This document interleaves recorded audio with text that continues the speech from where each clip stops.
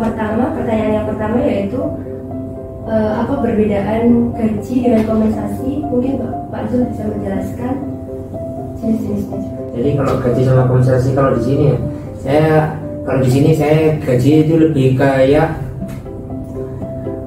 tingkat dasar atau upah yang diterima oleh karyawan sebelum pajak dan potong-potongan. Jadi kayak contohnya ke UMK yang ditetapkan provinsi kayak gitu sih lebih gajinya. Pokoknya dasaran yang dipakai oleh karyawan tersebut. Gitu ya. Terus kalau untuk kompensasi, kalau di sini saya lihat kompensasi itu lebih kayak mendorong ke bonus, terus servis, kalau di hotel servis dan benefit lainnya. Itu sih kalau saya lihat kompensasi. Untuk bonus-bonus lainnya didapatkan sesuai dengan karyawan tersebut. Ini kan ada pandemi COVID seperti ini ya Pak. Untuk gajinya sendiri itu hotel itu tetap menetapkan gaji sesuai UMK atau mungkin ada perubahan, atau dari hotel sendiri menyiasatinya dengan pengurangan karyawan gitu? Kalau untuk menyiasatinya, strategi kita untuk pandemi saat ini kita melakukan sistem unpaid leave. Jadi yang karyawan yang nggak masuk nggak dibayar, gitu ya. Jadi contohnya unpaid leave itu secara jelasnya pemotongan gaji gitu ya. Jadi karyawan nggak masuk nggak dapat gaji, gitu sih. Sebenarnya kalau sebelumnya kan sebelum pandemi kalau karyawan nggak masuk itu bisa ngambil cuti atau DP atau gimana. Sekarang karyawan diwajibkan untuk unpaid leave untuk memangkas gaji tadi. Contoh 15%, berapa persen gitu sih, sesuai dengan ketentuan perusahaan. Bagaimana perencanaan kompensasi di BW Pavilion Hotel Surabaya? Kalau untuk perencanaan kompensasi, kita melihat dari sisi karyawan tersebut ya, melihat dari status atau level jabatan dari karyawan tersebut. Untuk karyawan, kan kalau di hotel itu ada rank and file, ada supervisor dan ada manajer, gitu sih. Jadi kita lihat aja sih status atau posisinya karyawan ini, apakah untuk kompensasi ini dapat dilihat dari statusnya tersebut sih. Jadi ininya gitu sih. Saya jelasin ke belakang bentar ya. Jadi kalau di hotel ini itu nanti sebelum kalian masuk itu, kalau untuk karyawan itu ada 3, kalau di hotel ada 3 level. Maksudnya ada 3 status. Pertama kita ada casual, kalau kalian pernah dengar, kalau casual on call, casual gitu, terus daily worker dan terakhir kontrak, kayak gitu sih ya. Jadi untuk kompensasi ini rata-rata kalau di hotel kita yang untuk mendapatkan kompensasi ini untuk level kontrak saja. Jadi untuk level kontrak itu untuk udah mendapatkan kompensasi sesuai dengan jabatannya masing-masing. Ada yang junior supervisor, ada yang supervisor, ada yang koordinator, itu kompensasi berbeda-beda. Itu sih. Berarti strateginya ya. Kalau dari strategi sih kita untuk pandemi saat ini kita strateginya lebih mungkin nggak hotel sini aja sih. Rata-rata hotel melakukan pengurangan karyawan dan strateginya ya double job dengan mengurangi kompensasi tersebut. Jadi sama 2 orang yang dapat kompensasi sama, yang 2 posisi dengan kompensasi sama, terus dilebur jadi 1 dengan 1 orang, kompensasinya akan diturunkan sedikit. Strategi untuk mengurangi kompensasi tersebut itu aja sih untuk pandemi saat ini. Kalau semisal Pak, ini tuh misal saya sebagai staf hotel itu tuh di posisi misal udah kontrak dan itu saya mau perpanjang kontrak tapi mau kompensasinya itu dinaikkan, itu apa bisa? Terus sebentar, kalau perpanjang kontrak itu yang ini bukan kamu nanti kan perusahaan. Oh iya, misal itu perpanjang kontrak terus dari kita itu minta kompensasinya dinaikkan ya. Kalau kompensasi naik itu perlu beberapa tahap sih. Kalau saya itu pertama appraisal, kalau hotel itu ada appraisal atau penilaian sebelum tanda tangan kontrak ke selanjutnya. Jadi untuk appraisal itu nanti ada banyak pertimbangan dari sisi kinerja, apakah dia layak untuk dinaikkan dari sisi gajinya atau gimana, itu perlu dilihat dulu. Kalau emang dia nggak bisa ya tetap dengan posisi gaji dan kompensasi seperti itu. Kalau dia nggak nerima pasti dia akan pindah ke hotel lain untuk challenge, untuk cari pengalaman. Habis itu nanti bisa kembali lagi dengan kayak gitu sih, dengan punya banyak pengalaman dan bisa minta kompensasi lebih banyak lagi. Itu sistemnya.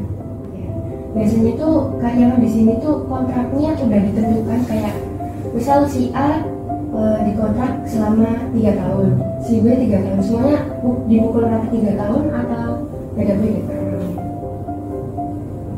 Kalau kita dipukul rata sama, kalau 3 tahun 3 tahun, 2 tahun 2 tahun.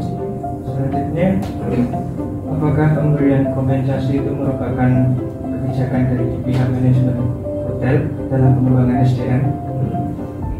Mengapa hal itu dilakukan? Kalau kompensasi yang kebijakan dari hotel dan dari kebijakan memang dari kebijakan dari Disnaker.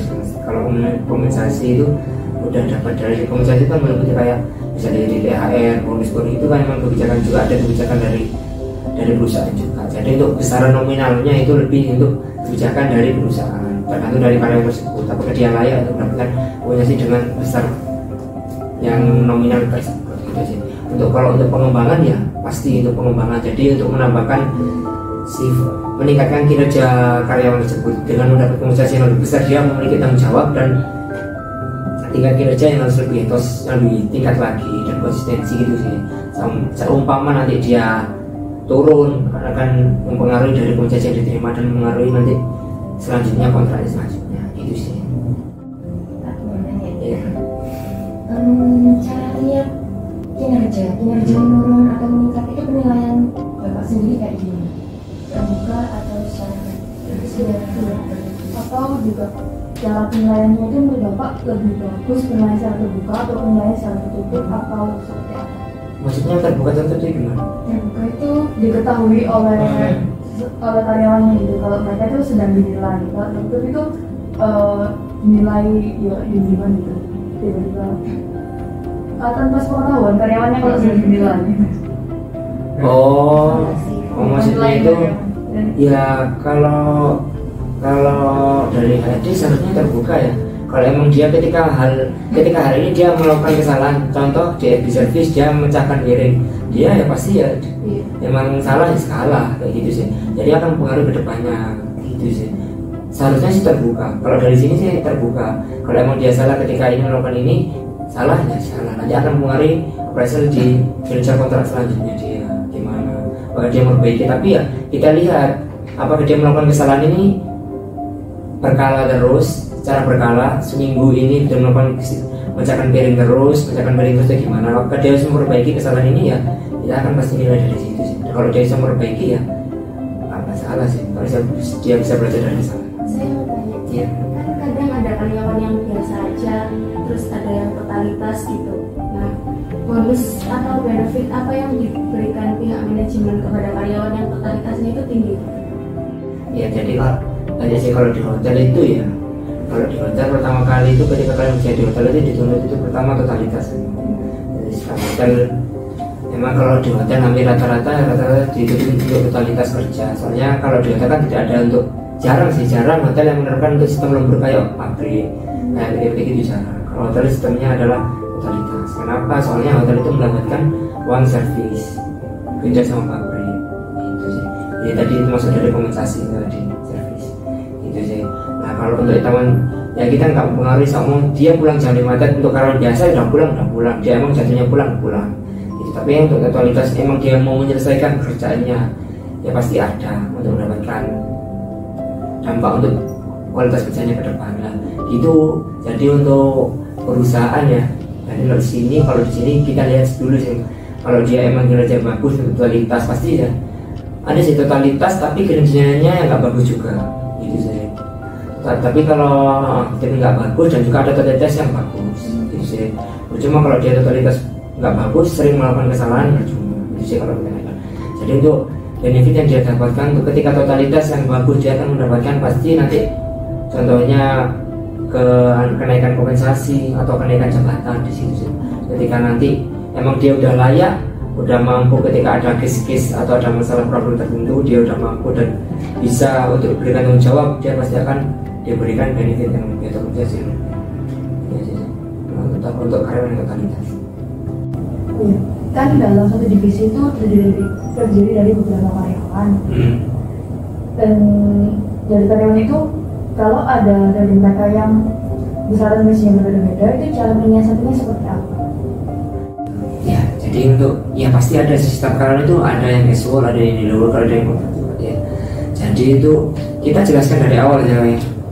Kalau ketika karyawan masuk nanti pasti bilang kalau ini untuk level untuk kinerja seperti ini kamu akan diberikan status contoh daily worker ya, belum untuk kontrak. Kita udah buka dari awal, pasti kalian udah tahu ini statusnya kontrak, statusnya daily worker. Emang mempengaruhi dari sisi kinerja. Contoh untuk contoh bisa mempengaruhi banget, bisa mempengaruhi kinerja karyawan ketika untuk totalitas yang berhubungan dengan totalitas karyawan.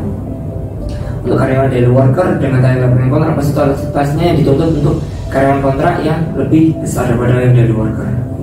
Tapi ya dilihat kembali kalau emang daily worker ini nggak mumpuni dan meskipun dia tidak mau menciptakan totalitas dan tidak membantu timnya, dia akan digusur dengan sendirinya.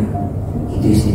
Tergantung kalau dia emang niat bekerja, kalian berbeda-beda. Kalau dia bersungguh-sungguh pasti dia nanti akan naik sendiri dengan statusnya gitu sih. Kita udah dijelaskan dari awal sih.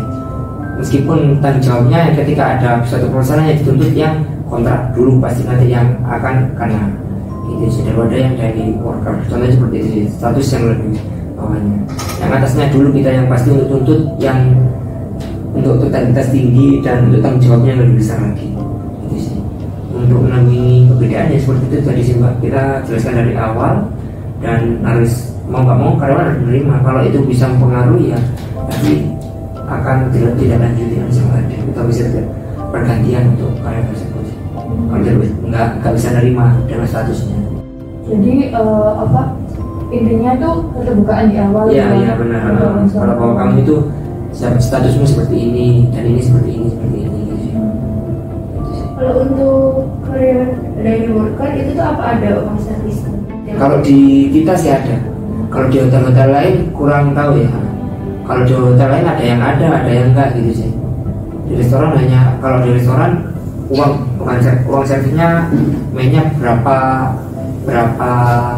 ratus lah, berapa ribu gitu untuk sekali pendapatan. Kalau di kita main persenan sih dari revenue perusahaan gitu sih. Jadi untuk di perusahaan ini bagaimana cara perusahaan untuk menyimpan data-data karyawan dan data penggajian karyawan. Dan kalau cara menyimpan datanya itu berupa pengarsipan seperti hard copy, itu apa pernah mengalami kehilangan data? Kalau untuk data karyawan ya kita pasti ada hard copy dan soft copy ya. Kalau hard copy kehilangan ya, kalau kehilangan itu ya pasti pernah sih, nggak kehilangan aja pasti kita keselip aja sih, keselip ke untuk di gudang gitu aja sih, keselip aja sih ya, dicari sih. Kalau emang nggak ada ya kita lakukan, kalau emang nggak ada ya kita pasti cari sih gitu aja sih. Kita ada di arsip gudang sih emang untuk yang lama-lama gitu sih. Lebih efektif mana atau plus-minusnya seperti apa kalau masih yang hard copy sama yang soft copy secara sistem gitu? Lebih efektif yang mana cara penyimpanan? Lebih efektif soft copy, tapi ya Mbak, kalau untuk soft copy sama hard copy itu 50-50 sih kalau menurut saya untuk penyimpanan. Soalnya kalau hard copy juga butuh untuk bukti fisiknya. Kalau semua nanti komputer error atau gimana, maupun sebaliknya sih kalau nanti di hard copy, kalau ada kebakaran, kalau ada bencana nanti di soft copy juga ada, kayak gitu sih. Kalau lebih efektif menurut saya lebih sukanya di soft copy ya, soft copy itu. Tapi kalau ada edit dituntut dua-duanya juga ada sih. Di HR kalau ada soft copy juga ada, hard copy juga ada yang namanya. Jadi nanti ketika nyari data, kalau di soft copy udah ada, pasti hard copy harusnya udah ada. Soalnya ngeprint kontrak atau ngeprint apa berhubungan dengan gaji, kalau ini udah dibuat harusnya udah dibuat lama, harusnya udah ditangan karyawan. Itu sih kalau di gudang itu pernah nggak sih kayak benar-benar nggak nemu yang hilang gitu, nggak benar-benar hilang? Benar-benar hilang. Atau belum pernah sih, kalau belum pernah untuk mungkin kalau benar-benar hilang, mungkin karyawan yang lama-lama udah yang resign itu mungkin jadi hilang atau udah resign itu mungkin, tapi kan enggak, kita udah nggak kontak sama nggak dan butuhkan lagi untuk yang ini, butuhkan lagi untuk karyawan lagi. Kalau karyawan baru selama ini kita untuk penyimpanan kita file yang rapi sih Pak. Kalau selama ada orangnya masih berstatus karyawan aktif Papilio, kita masih di file yang benar-benar yang bisa dijangkau sih, enggak sampai kita setting atau kita sembunyiin yang sulit gitu aja sih. dari saya sih pertanyaan terakhir ya Pak. Biasanya itu kan dari hotel sendiri itu ada untuk absennya itu ada finger. Iya. Itu tuh biasanya ada karyawan yang suka lupa, mungkin nggak finger saat masuk, mungkin atau saat pulang.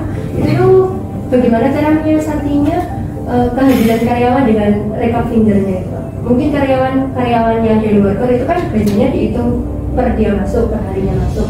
Nah itu misal dia itu di absennya itu masuk 25 hari, namun pada saat finger itu tuh cuma ada 20 hari. Itu tuh mungkin karena ada problem seperti itu Pak.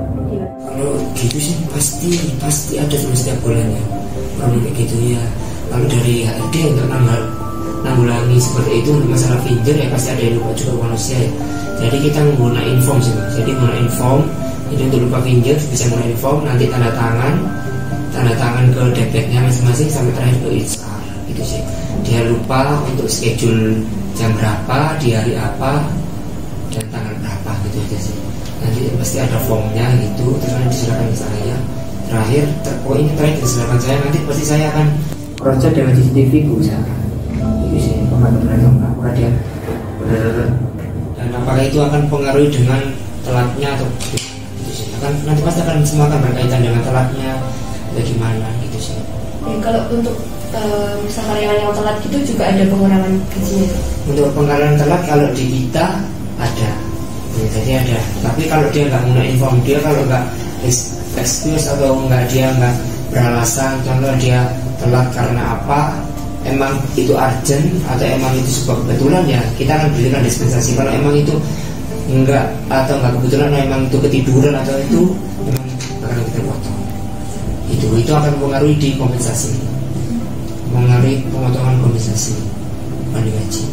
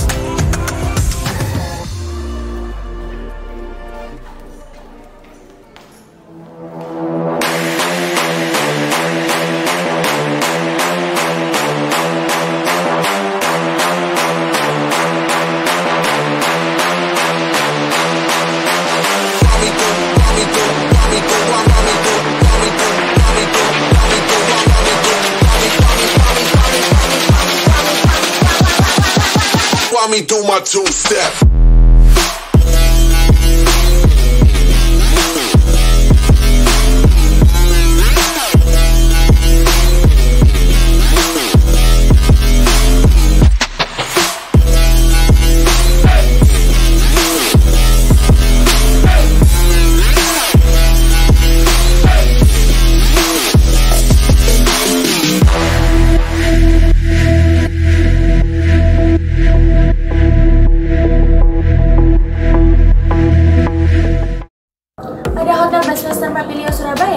memiliki 3 status karyawan, antara lain karyawan casual, karyawan daily worker, dan karyawan kontrak.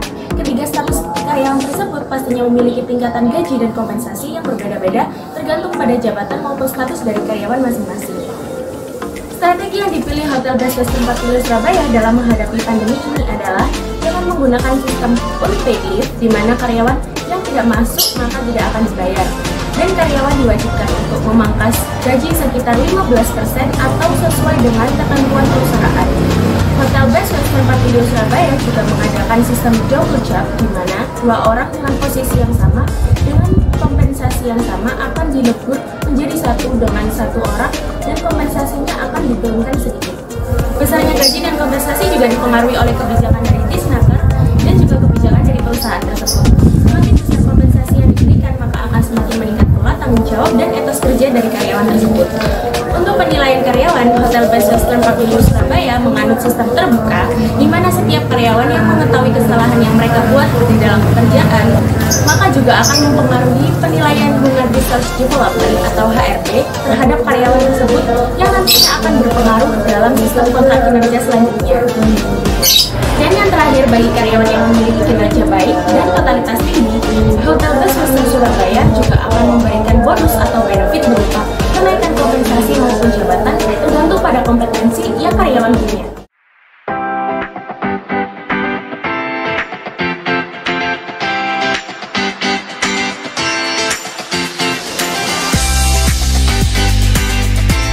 Dekat dengan fitness, maka biasanya kalau saya habis nge-gym langsung kemudian ke kolam renang.